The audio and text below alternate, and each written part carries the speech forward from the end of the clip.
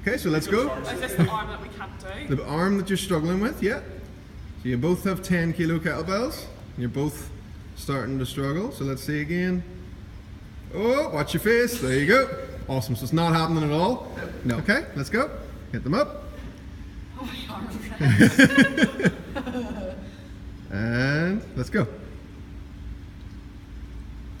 We got one. Try again, Chop. Try again. And don't try and rush it. Slow. Control. Ah, okay. So you need something else. You're fixed. Awesome. And let's go. Squeeze, squeeze, squeeze. Press. Awesome. Now you're fixed. Hi guys, Tom Morrison here. So that is a great example of an effective warm-up, being able to not do something at all and then being able to do it moments later. So for the very first one, it was more of a core dysfunction, and then for the second one, it was more of a shoulder problem. So how do you differentiate? How do you tell the difference between the two is very important to learn, and that is what the simplistic mobility method is about.